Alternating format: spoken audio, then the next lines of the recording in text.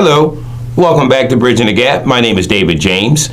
We are here with Bridging the Gap. We are a local producer. We are not part of PAC 14. We use this platform to bring forth information, but once again, the information we bring forth is not the thought and feeling of PAC 14. We do appreciate them allowing us to use this as our avenue of bringing forth information, and we hope you enjoy.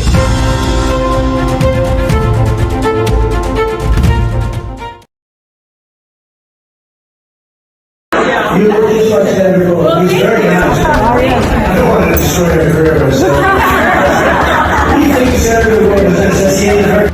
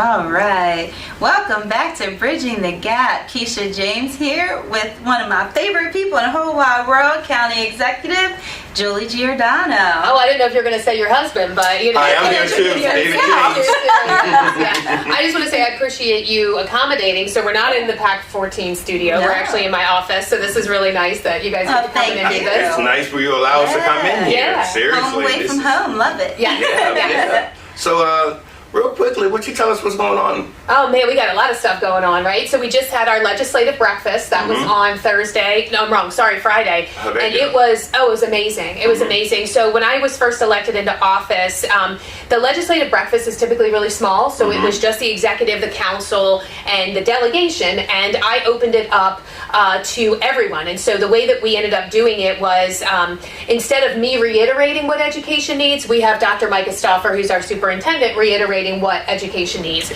We have our sheriff's office reiterating, or the state's attorney reiterating. We invite the municipal police departments, my department heads, Warwick Community College, Salisbury University. So we have all of these stakeholders in the room. And it's amazing because they all share out, you know, the problems or issues or things that they want our delegation looking for or keeping their ear to the ground, pulse on, you know, as we go forward. So one of the examples, I was so happy. So my director of corrections, Chris Tyler, she does an amazing job. I had no idea that for her to take a state inmate, it's only $45 a day that they're given. It costs about $235 for us to house somebody for a day. So that money has not changed in years, ever. Like, so it's one of those things that it was really nice for the delegation to hear things like that, so that way they can go forward and say, okay, we need to put this bill in. This is going to help statewide. This is going to help Wacomico County. But it has turned into such a great event. We invite the public too. They're more than welcome to watch the meeting. That way they can kind of hear what's going on. I think we had, I want to say 70 people, which was really awesome. And then, of course, we had some people in the audience. Yeah, so it was good. So legislative breakfast went really well. So that's probably the most current thing that we've just done. Now, this is like the third one of your administration. Yep. And I noticed that you said it's set up certain ways now, so it seems like it's kind of gotten more structured over the years. Yeah, and like I said, I think it means so much more when the delegation is hearing the issues about schools or higher education from those particular people. Representatives. Yeah, absolutely. So I was really happy. And like I said, it's a once-a-year thing, and it has really turned into a really good event. It's one of the ones I'm really proud of, that we put together. So. And we were actually at an event, what was like 2 weeks ago, the ribbon cutting over at the sheriff's office. Yeah. And you were there for Yes. that. You want to make a little comment? Sure, about that? yeah. Oh gosh, this has been a labor of love, I will tell you. So I will tell you that Sheriff Mike Lewis has been very patient in waiting for this building, and he went all out, and he's not ashamed to tell you it's a $40 million facility, but it's state of the art. It's everything that these deputies need. It's a good recruiting tool. They're safe. Everything is bulletproof. He'll tell you though, even the mortar is bulletproof. In here, but we want to make sure our deputies are safe. Absolutely, absolutely. So, but they did a great job. I think that they really thought of everything in order to make it the facility that it is. So I was proud. I was proud to be there for the ribbon cutting. Yeah, it was beautiful. It was a really a lot of people showed up. Like you said, the delegation was there. There was a senator there. I think Senator Mary Beth was there, and it was just great. I was actually taken by the fact of with everybody there. Even the former county executive was there, but even he made comment that when there was a little bit extra that needed to go into that it came on your administration to push it forward. Yeah, Get it done. I will tell you, when you have a big building like that, and it's going to take, multiple years to get done. You had Bob Culver with the vision, you had John do the contract, and then I get to do the ribbon cutting, right? So we all have a piece of that, and we get to watch it go up. So I will say, all three county executives, I can't really speak about Rick Pollock just for this particular situation, but all three county executives support public safety. We want to make sure that our deputies are given everything that they need to be, successful and be able to do their job. So I think, and I don't want to speak for him, but he did really show, that he was grateful to have that support. The sheriff did. So it really was a good feeling out there. Another thing I'd like to say about that event was at that ribbon cutting, it didn't seem like there was a lot of division or discord. It was complete unity. Like everybody came together for the support of this, and I really enjoyed the fact that they put God into it. That's Pastor what I want to Theo say. prayed over it. Met them long time ago, and was able to sing with them for many years at Gall Creek. But it was just a blessed feeling to be in that setting, and there wasn't people saying bad things about anybody. It was just all for the good of this building, and I'm just so thankful that we could come together as a community and do that. Yeah. And as I think about back in the day, since we're talking about some of the things building up to this, when you were a candidate, first time I saw you, you were sitting in a sheriff deputy's car with a bulletproof vest on. Yep. And here you are now out there, and that's just awesome. Yeah, it's kind of full circle at that point. Yeah, that was my very first ride along. So I had the bulletproof vest on, and I was with she's no longer with us, Molly, but she was great, and we had a really good time. And there were a couple things that she needed to take care of. So I think her shift ended at 1, my shift ended at 11. So it was about my bedtime at that point in time. But I did appreciate it. And if anybody ever wants to do a ride along, they're really great about allowing that to happen. As long as I'm in the front seat. Oh, yeah, they put you in the front. Yeah, they'll put you in the back. Yeah. Hopefully we're not taking rides in the back of the sheriff's office. No. Now, I want to ask you on the west side. They had a great, from what I understand, I wasn't able to make it a town hall when the DNR came down and everything. Is there anything new going on down that way? There really isn't anything new, and I will say, great job, Tom Hutchinson, for making that happen. So shout out to him. Unfortunately, it's like the one night that we're in New York, like for the bond rating, which is a very important. It's very important not only for us to be. It's important for us to be there. You could do it via Zoom. I heard some critics saying, well, they could have done it via Zoom. We could have, but you don't get the same type of one-on-one personal. I don't know. It's just different. It's so much more effective when we're in person, and that is why our bond rating went up last year. One part of the reasons us being there and showing like we're committed to this. And then this year, not only did we affirm those bond ratings, but we have the state of Maryland that's kind of in a state of disarray a little bit with their finances, and here we are soaring, in our county. So I was really pleased with that, but. The meeting still went on, and I think that there were a lot of questions answered. There really isn't anything new. What we have found out is that they are going to settlement, I believe, in January is the newest thing. So they will be meeting with Mr. Graham at that point in time. I will say that I think the meeting kind of cooled some tensions. I think that there were some Which is people good. very concerned, and then once they heard from DNR that this is going to be a very low impact park, this is not going to be tons of people and things like that, and I think it really helped, calm some of those tensions. So it also sort of flattened some people's narratives on, how long this had been going on, and was this my administration? And of course, it wasn't. This had been going on for what, 9 years, 7 years? I've been hearing that for almost a year now. Yeah. Anyway, I mean, but some people. Right. Yeah, they like making up their own facts. So, but at the end of the day, like I said, I think it was good for everybody, and I think that people got the answers that they were looking for. So Awesome. Now, I've noticed something else when I'm outside at night or a little before dark. I'm hearing some noise in the sky. A lot more planes going by. You know anything about what's going on with that? So you probably heard it on Fridays and Mondays. So we have a new airline here in Salisbury now, Breeze Airways, which we have been working for years on, but really were able to solidify it within the last year. And a lot of it, I have to thank, the federal government. The Trump administration released those funds, so we were able to continue the grant process. And Breeze is flying a direct flight to Orlando on Fridays and Mondays, which is really awesome. You can stay for a whole week. You could just stay for a long weekend.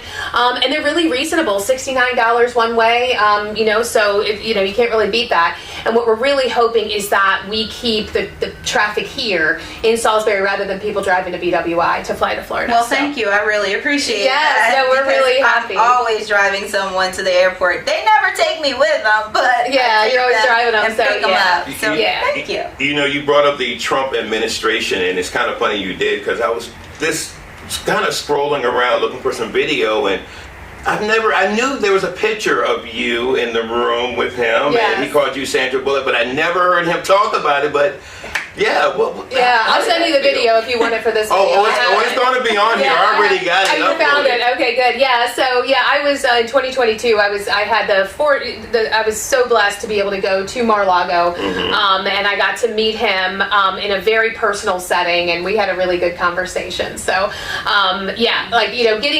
getting to meet somebody who, was a president and is now the president, is always an amazing Here's feat. one thing about it. He'll never be able to forget you. That's right. That's right. I know. I just need to get back in front of him again and ask him, Well, actually, wasn't you the Maryland representative for the RNC? I was, yeah. So I was the top vote getter for the Trump delegate from the state of Maryland, which was really exciting because that's all over the state. And so to get, the most amount of votes, which is kind of neat, people recognize your name statewide, which is kind of cool. Yeah. So we got to see him out there. I also got to see him in in New Hampshire for the primary, and it was right as Ron DeSantis pulled out of the race. So we got to kind of witness that. And there was only a few people that were allowed inside the building. There was people. I was wrapped around the building, and thank goodness for Delegate Dan Cox and Liz Harrington, who used to work for the Trump administration. Great man. Yes. So they were able to get us on the VIP list, which was really cool. So I've been blessed to see him multiple times. I'd love to get him here at our Civic Center. So I'm still going to be working on that. So Okay, yeah. Which is another thing that's going on. I've been riding by there, and actually I was doing some snooping into some of the past interviews you've done, and you actually did some internship there at the Civic Center. I did a long time ago. Now you have a hand in and actually expanding. We're really excited. Yeah, awesome. it is. Yeah, it's good. And I will say that actually, when that money was secured, actually John Pessota was the county or the acting county executive at the time. But kind of seeing it come into a reality is really cool. It's going to be such a nice upgrade. In the same time, we're working on the roof as well. So they're getting a new roof. Plus, they'll be doing that expansion. Just got a new elevator system in there. So it's really been a focus of my administration to take the people's tax dollars and we're putting it into those assets. So it's really important. So we're really happy to see that happening. It's coming along quite nicely, I must say. It Riding is, by all it there, is. and I was like, yeah, look at that. It's looking nice. Yeah, it looks good. Before we go into our next segment, I do want to say I noticed when I was up here during the council meeting that you have another person that's added onto your team. It was a young man, I think, for the Dome. Is he? To help out Adam Corey? Yeah, so we named, so if you're talking about our new superintendent. I wasn't sure exactly what his job title was. I'm sorry about that. No, so Adam was the acting superintendent along with his job as the environmental specialist, right. the health specialist. So, or the health manager of health. I forget what we've even called the title. It was like, whatever. Adam does everything. That's what he is. So, but we actually we did some interviews, and his name is Vaughn. He goes by Vaughn. He is from Willards. He's in the fire company. He has actually worked for us for almost 2 decades. Wow. And so for him to take on this leadership role is just such a natural fit. People, the guys out there love him, yes, and they just respect him, and he was such a good fit. So he has been monumental in really, getting those guys motivated, and he's so deserving of the promotion, and you like seeing when that happens. So. Okay, and I'm looking forward to doing an interview with him in the future. Yeah. But when we come back, I was doing some research, and rest in peace, Greg Bassett did an interview with you as a candidate, and I kind of want to duplicate that as you being a candidate again. So stay with us here at Bridging the Gap. All right.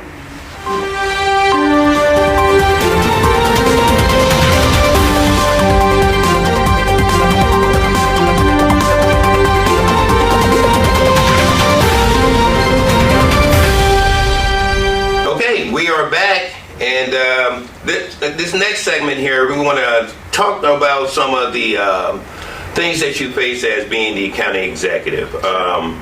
From the angle of being a school teacher, you see a lot of the things that happen in the school system. What is your feeling about where we are now in our school system here in Wicomico? Yeah, I would say some of the things that I was seeing then I think are still going on right now. I know that they have a couple of more pressing issues right now. I got a call from the superintendent not too long ago talking about weapons detection systems in each of our schools. I think you have a mixed review. You have a lot of 2A people that are okay with it. They want the school safety, but they're also saying that's not stopping a mass shooter coming in, which is true.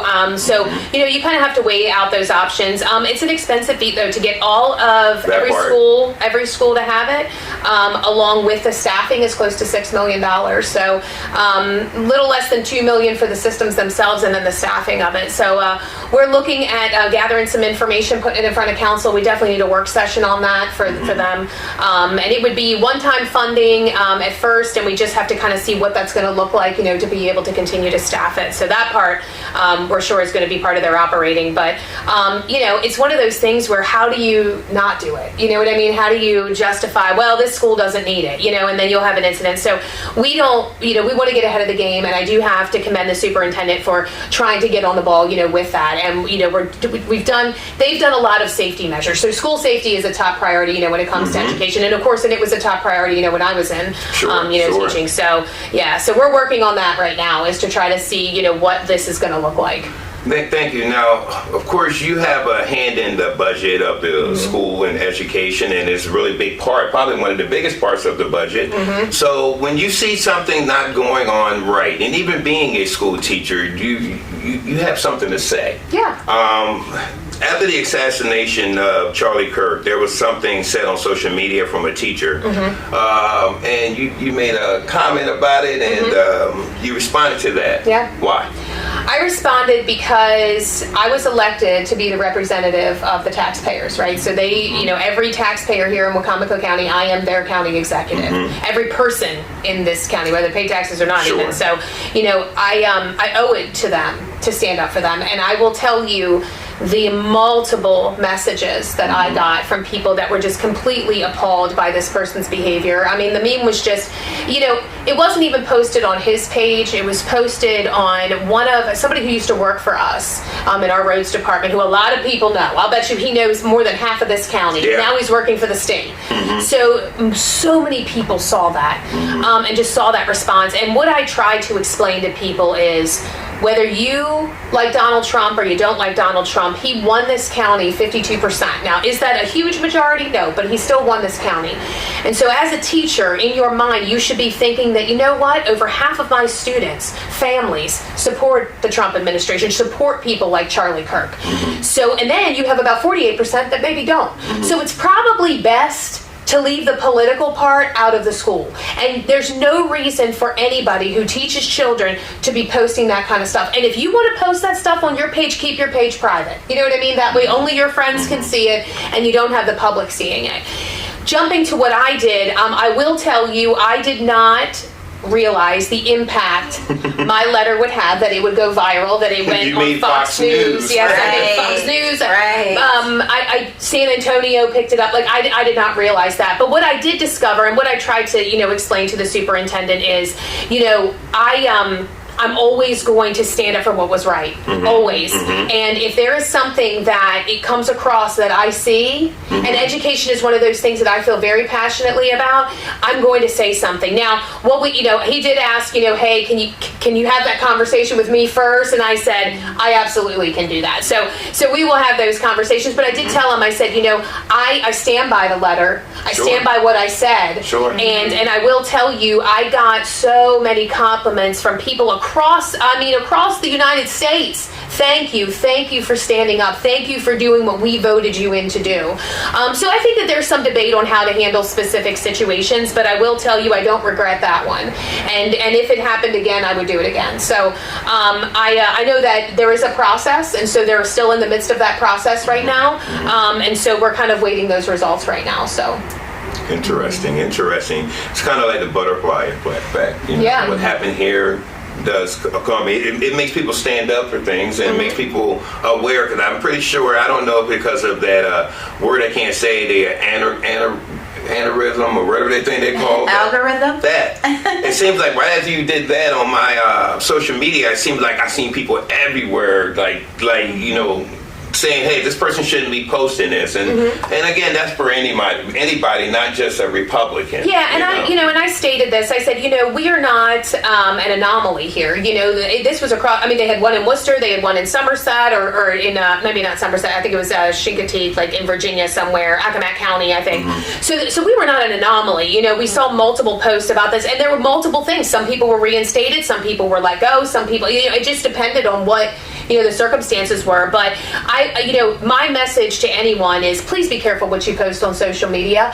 And what people's argument was, well, he has freedom of speech. And you know what? You're right, he does. What he doesn't have is freedom of consequences. So there are consequences to what you say. You can say whatever you want. You're not going to be jailed for saying something. Yeah. However, there are consequences to what you say, and your words do matter. So I think that it's just really important that people remember that. Thank you. Now, just like things usually do happen, right behind that, something else happened at a high school. But it didn't have to do with an actual teacher. Well, teachers had to break it up. But then there was a little fight, like a kind of a bigger fight, over at Parkside. I know you may have gotten some of the messages. Actually, I know you did, because I've talked to you. And I actually received a video that was kind of a short video, and it showed... Clip. It was a clip, absolutely. A short clip. And that clip showed the one girl standing over, the one that actually was attacked. They just showed her standing over the other girl, and she did use some pretty bad slurs, comments, racial comments, but it showed just that part. And there were people saying, look, the county executive spoke up about this. Why don't she speak up about that? So, I'm pretty sure that some of the people who got up with me, and please continue to get up with me, because if I can bring something to the county executive, I will. It brought it to my attention, so I'll bring it to your attention. And I got to commend you on how you responded. You said, well, David, first let me see. No, first you said, let me just say, it doesn't matter what happened. Those comments should have not been made, period. However, I was also sent a video, but mine's a little longer, and you sent it to me. And what I saw was literally the person that on the first clip was on the ground, and the girl shot down, actually walking up behind the younger white girl. And I mean, this girl was on the computer, and she was wailing. I don't know what happened before that part of the clip, but this other girl was wailing on her. And some of the kids in the background, which really kind of disturbed me, because I had my G.I. Joe taken away in school. These kids had phones. Everybody had a phone in there, and it was on social media. But long story short, people were kind of outraged because you didn't respond the same way you did with this teacher.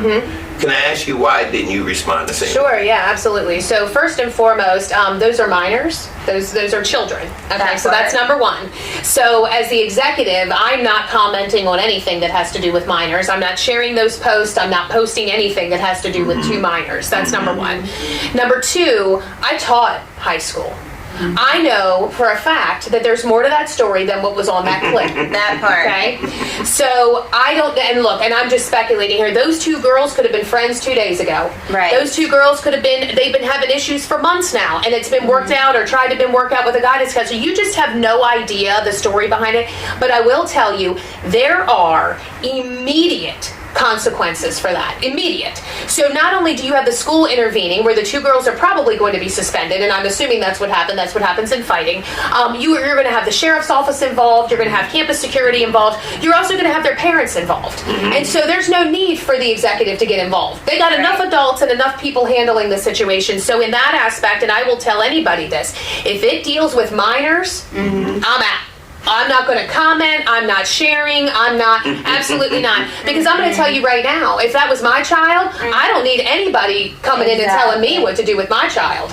You know what I mean? Or I should do this, or this is what should happen, because what people don't know is the rest of the story. Right. So just like only a piece of that video was shown, that went around, but not everybody saw the whole clip. Right. So they only showed, the racial slurs, completely inappropriate, threats made, absolutely inappropriate, but the fighting is also inappropriate. So both girls were wrong. Both girls should be consequenced, and I'm assuming that's what's happened, but there is protocol for that. So again, and I will say it again, don't even holler at me on Facebook, Messenger, text messaging, smoke signal, any way, shape, or form to try to get me to say something about minors, because that's not going to happen. Their parents are there for a reason.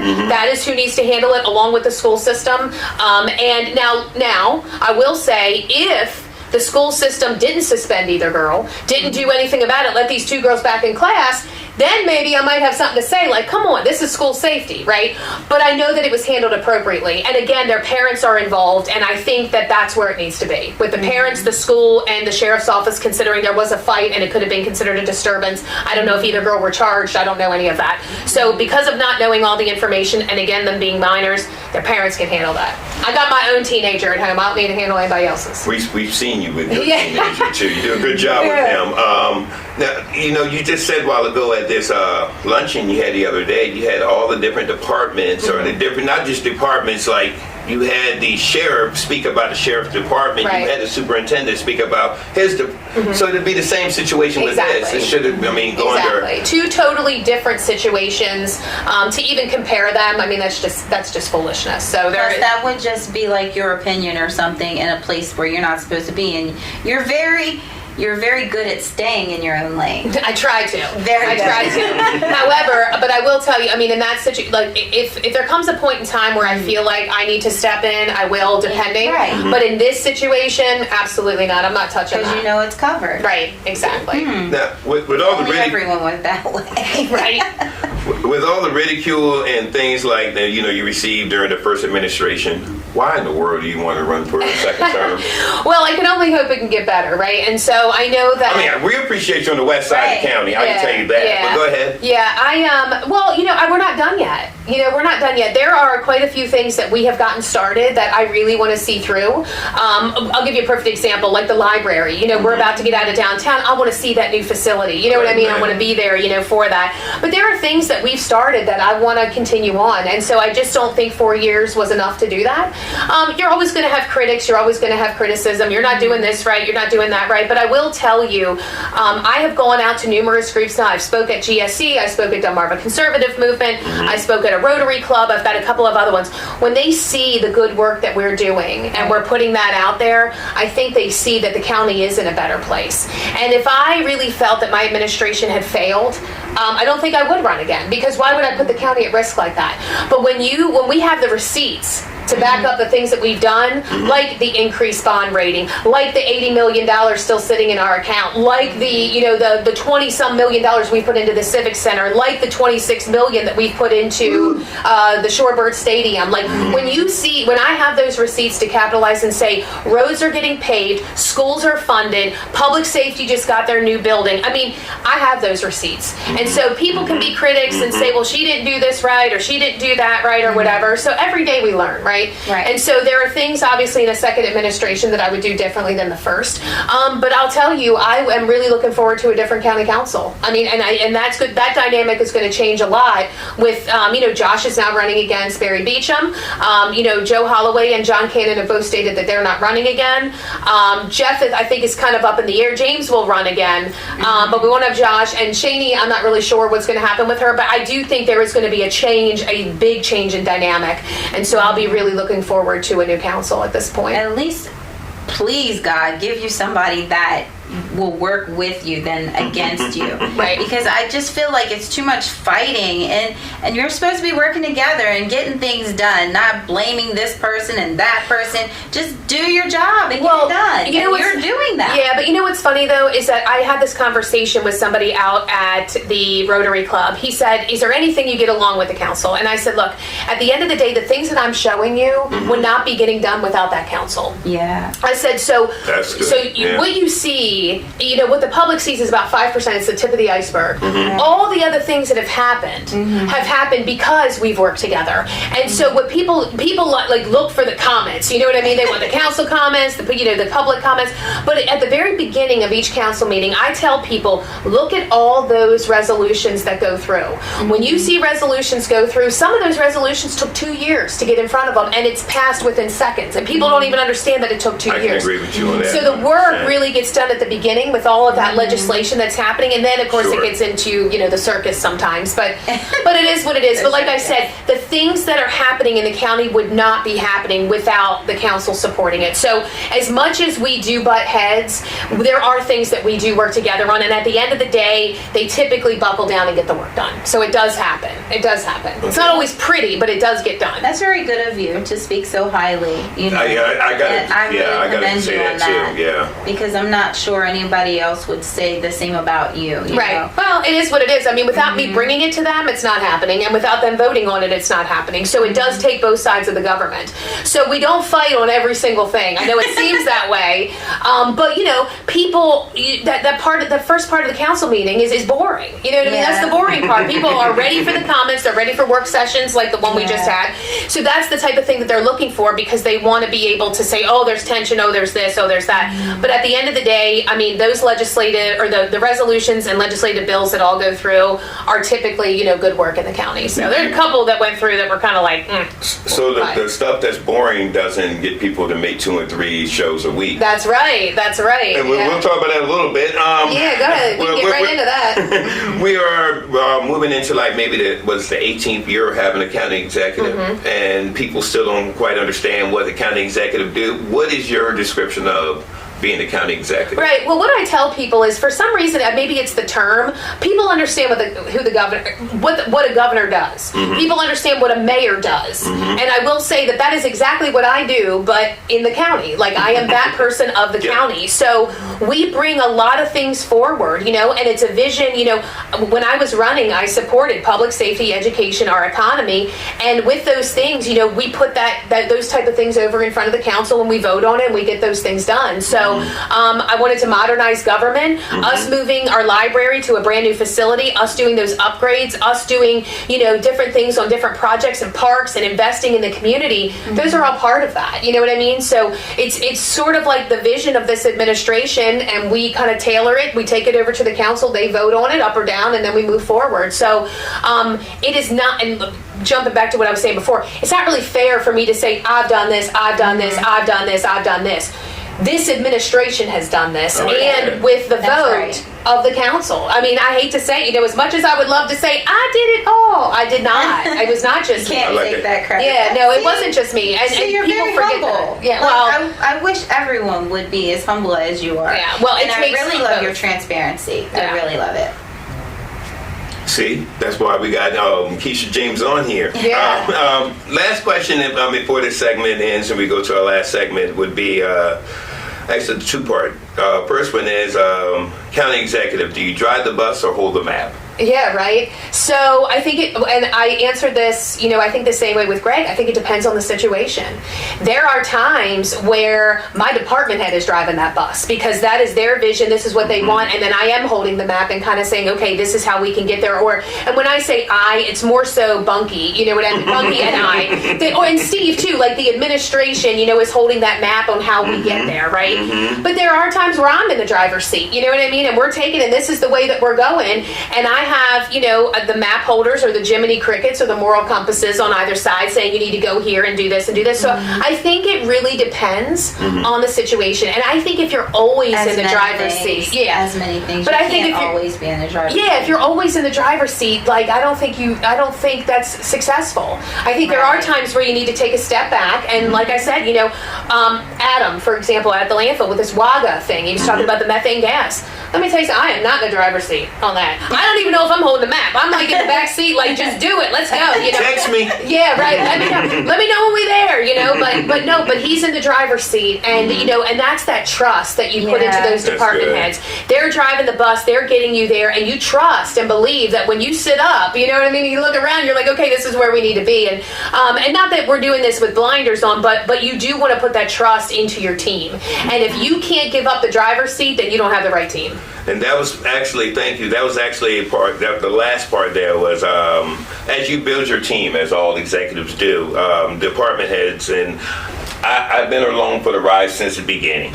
And I've seen when you first was trying to get everything set up, how the council was at you. Are you still having them at your department heads? So they're other than Pam, because we all see them at Pam. Yeah. They God bless you, Pam. I will tell you, and I feel safe saying this. We lost our director of human resources, Donna O'Hara. So she had an amazing opportunity at DB&F, and we wish her well. I think she'll be back, but she couldn't pass up this opportunity. This is something that she has wanted to do. She has wanted to build an HR team from scratch. She has left that team in such a great place. They cross-train, they know each other, they can help each other out, like they're able to really function. And that is what a good leader does. She can step away and there's not chaos, right? That they can still function. And we will be kind of looking, Corey is going to step up into that role of acting in just a little bit. But I will tell you, in her exit interview, and I think she'd be okay with me saying this, her decision was made a lot easier because of the actions of the county council and the council administrator and the internal auditor. So I will say that they did themselves no favors. And so I can't imagine a place where I don't care if you're the council or the executive or whatever, you want the very best people on your team, right? It doesn't matter, how you get along with the elected or whatever else. You want the very best people on your team. And so numerous people have left because of this county council, not just in my administration, I mean in prior administrations. And it's the way that they're treated. It's one person, he had a family at home. He was a single dad. I'm not going to say his name right now, but they would put him first and last on the council meeting. Why? Why? So he had to sit here till 8, 9, 10 o'clock at night when he has kids at home. It would discourage him. Yeah, it's little things like that you just have no concern for anybody else.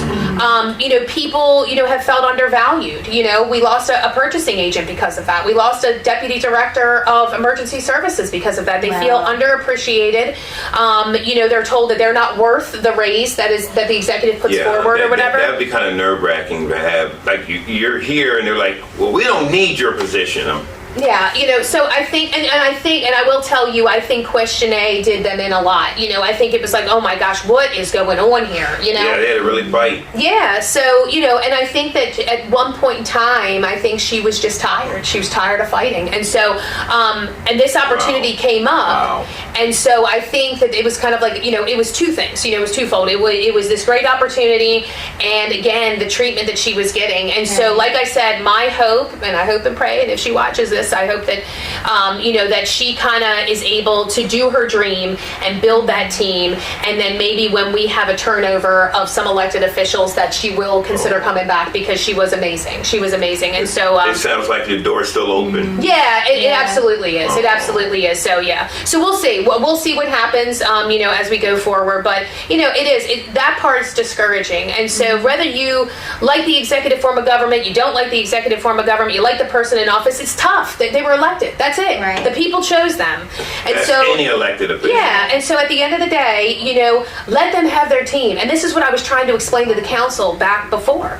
If I fail, it's on me. Yeah. If I fail, it's on me. If I choose the wrong people, that's on me. And, they want to have a hand in everything. This is why it shouldn't be in personnel at all. But, that's neither here nor there. So, Well, here's the thing. I really appreciate you. You've done everything you've set out to do, and I'm looking forward to, again, the next term. well, thank you. All right. Thank you. We'll be back with the juicy part. But, Yeah. Stay tuned for that. Yeah. Thank you. This is Bridging the Gap.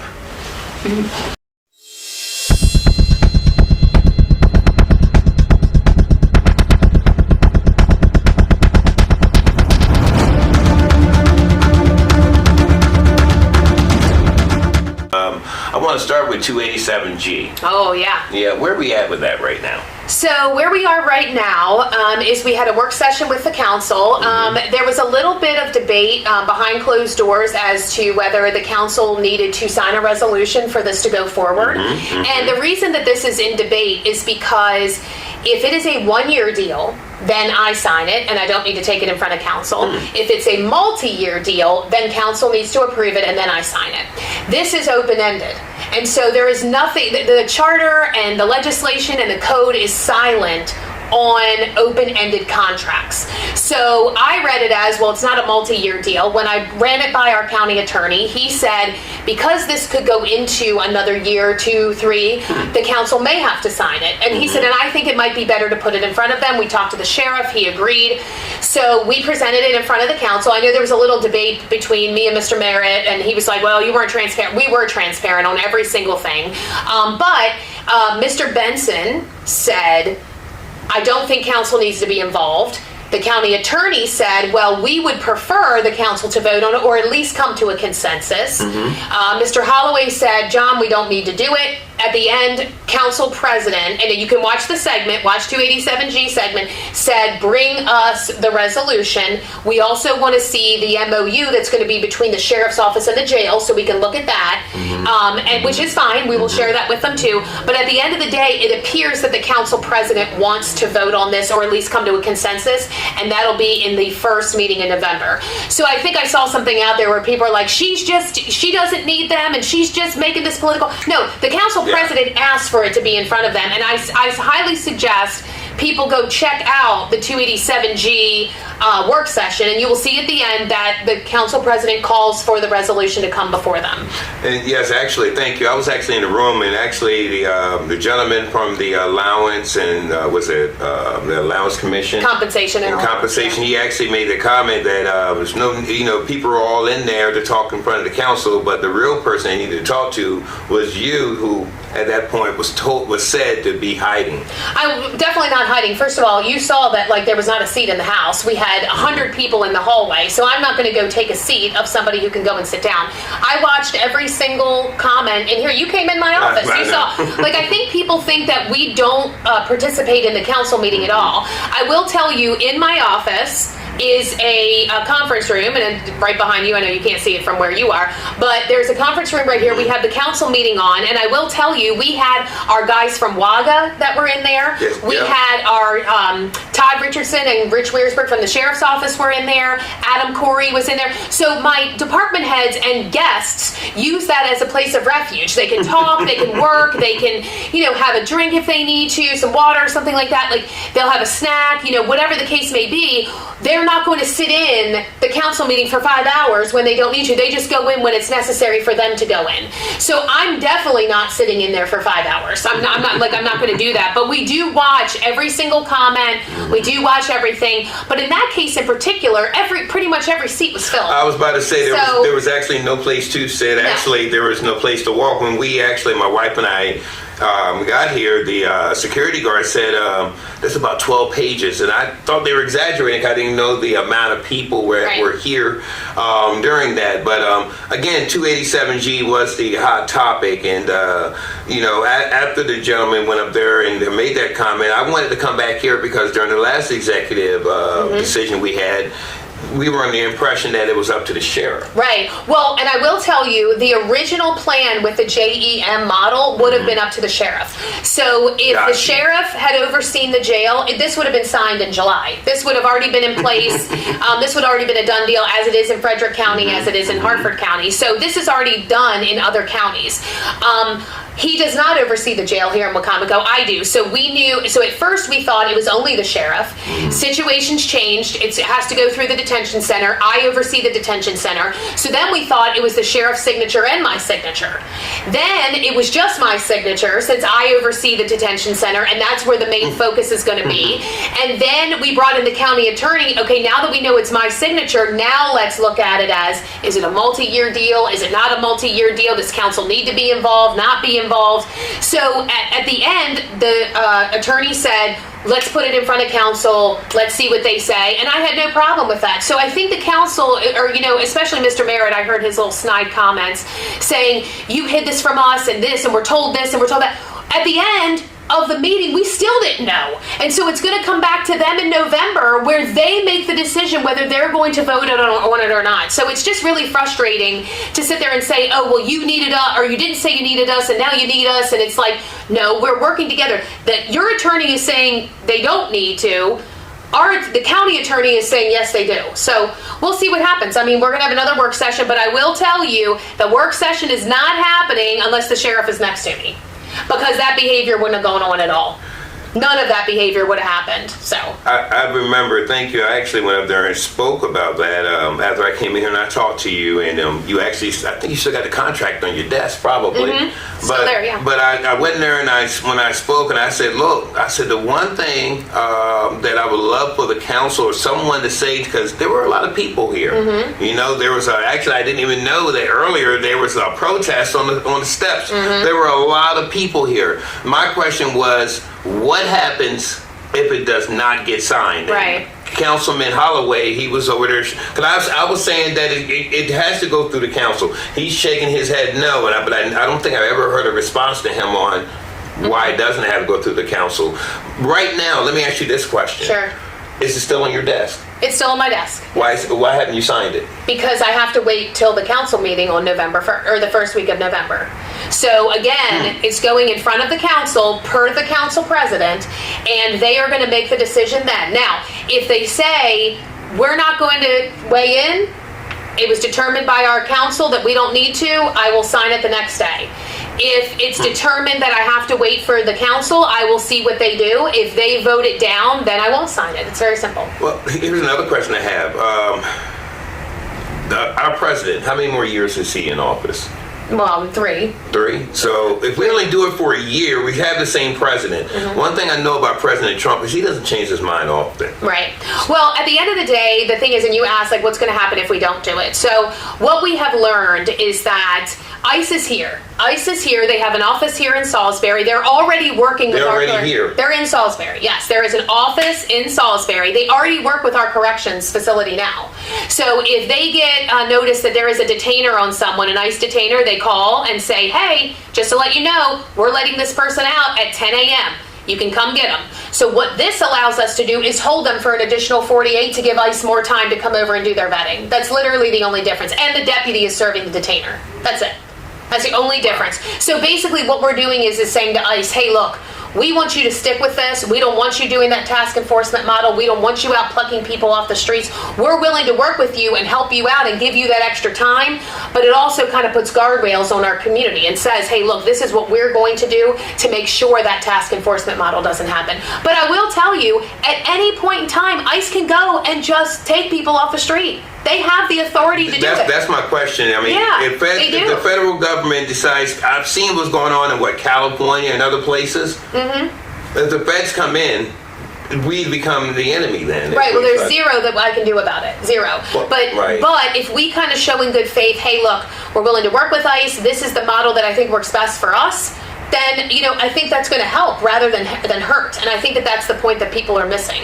If we say, this is what Wacomico County is doing, I really hope that ICE will respect that, and that we won't have a situation like they had out in Easton where, they're taking people off the street or taking a pastor, and that sort of thing. So, again, Wow. It's going to go back in front of the council. I don't care what anybody says, about, the council doesn't need to vote on it. Only the council president is going to be making that decision. So if anybody's watching this and you want to have a say, please email John Cannon and tell him, no, they shouldn't, or yes, they should. But at the end of the day, the way it stands right now is that the first week in November, the first meeting in November, the sheriff will be next to me. We will be presenting, the new MOU between the jail and the sheriff's office and the resolution, and we will see what the council does. So it is now going to be on them. The ball is in their court, not mine. Thank you. I want to ask you a little bit about this board. This, help me, what's the name of it again? The Compensation and Allowance Commission. Okay, now, on that board, the people on it, how many of them are known critics of you? A good amount of them. And I'll tell you what my issue is with this board. Okay. So the way our charter reads is that every board and commission falls under the executive. Now, it does take council approval to start a new board. So if Okay. somebody wants a brand new board, then we put the packet together, we send it over to council, they approve or deny it. Unless it's court ordered. So with the NAACP lawsuit, there will be a new board that's coming forward to them. It's actually going forward.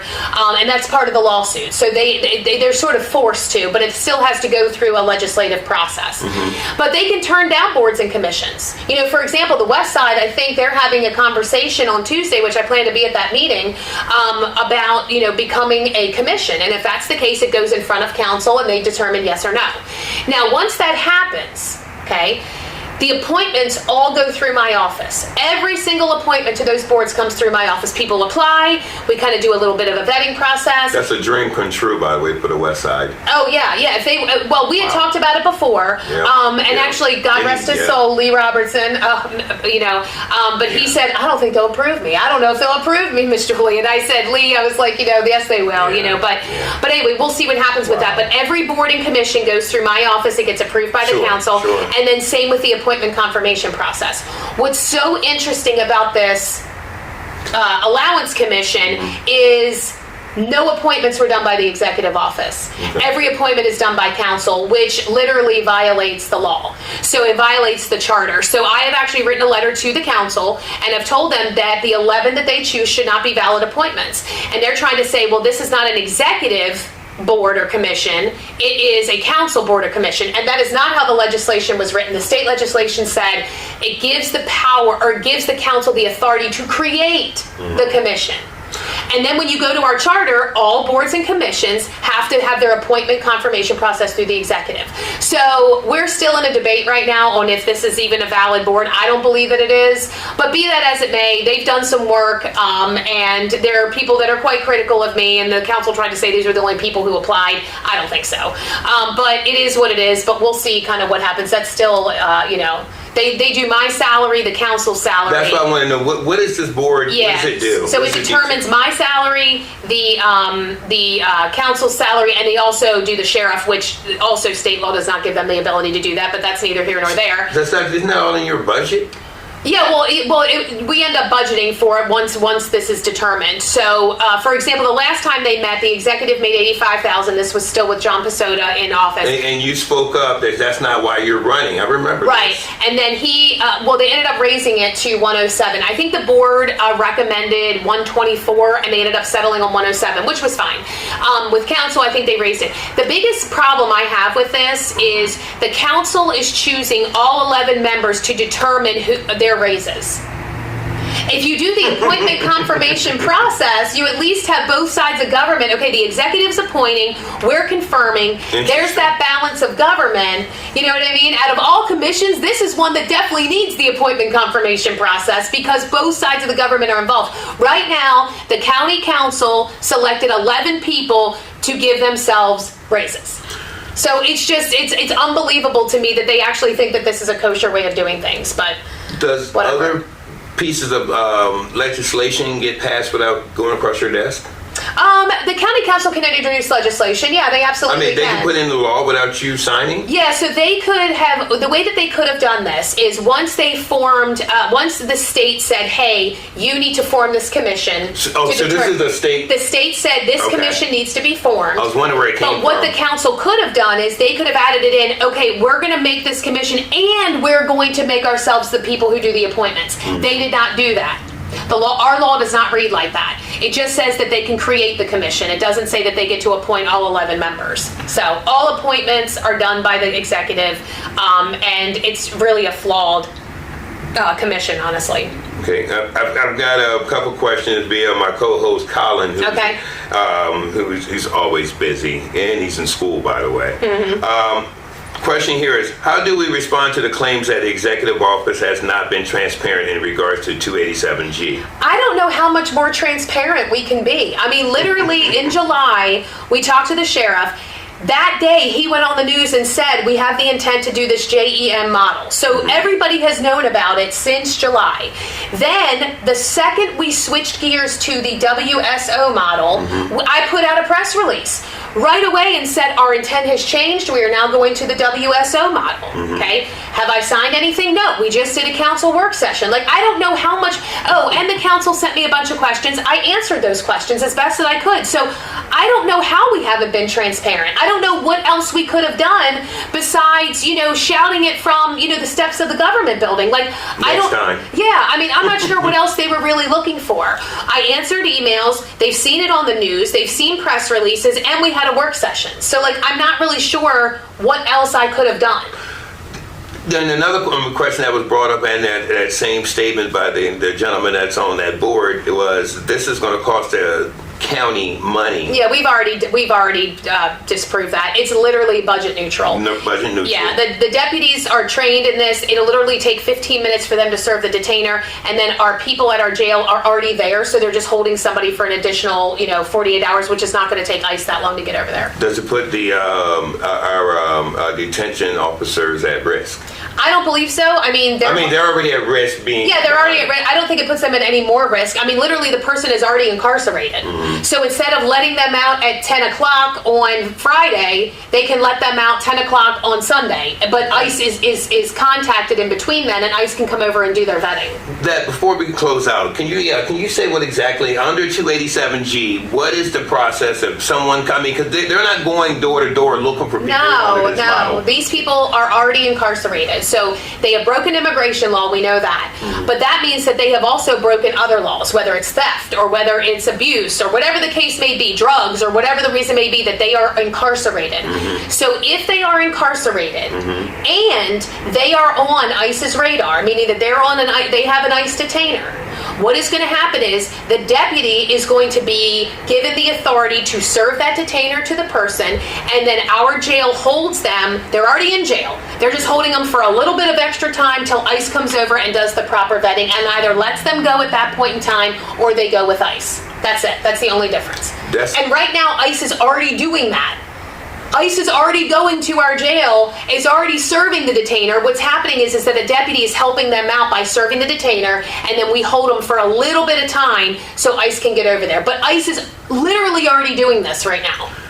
The extradition, or I guess that's how you say it, process, if somebody from another state is wanted, is that we notify that state, especially if it's, from what I understand, the one officer was in the office was explaining, if it's not already connected to us, then they allow, like Florida, say, hey, we have somebody that has a warrant for you. Right, but they give them 5 to 7 days, right. I think. This is giving ICE 48 hours. So this is technically giving ICE less time than we would give Florida to get somebody. Correct, yeah. So that's what I'm saying. We are literally already doing this process. It's just giving, it's having our deputies sort of help ICE out and saying, hey, we'll serve the detainer for you. But these people are already incarcerated. They're already incarcerated. They are already in jail. Wow. Yes. So that's why I couldn't figure it out. I think people are trying to spin this into something that it's just not. And again, you can have your opinions about ICE, but you don't get to invent your own facts about the situation. You just don't. We are already doing this. So. Okay. Well, thank you. This is going to be the conclusion of executive decision. Before we close out, do you have any? Yes, I have one. Wait, before you do that, I have one thing I want to say, and I want to address this. There is another show, and I want to talk about this other show really quick. I refuse to say the name. No problem. I refuse to say the name.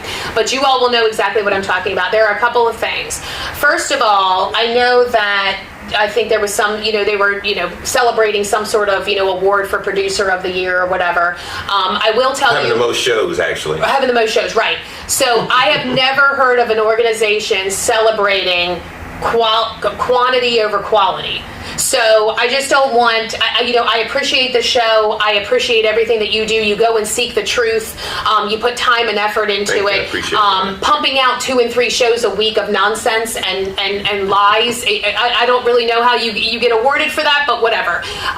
We'll get there at some point in time where there's more truth, coming out. But be that as it may. And the other thing is, I think that there was something, I did want to clarify this.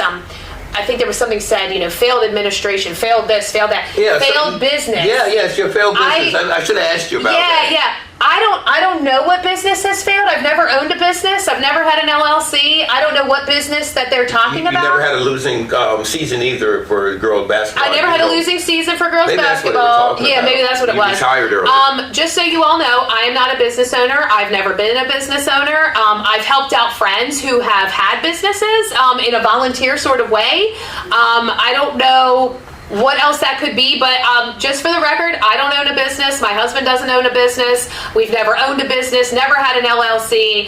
Like I said, we've helped out friends that have had businesses before with different events. And as executive, I can anyway. So I'm not really sure what failed business they're talking about. So again, this is the type of things that please, if you're choosing your PAC 14 shows, please choose one that gives factual information.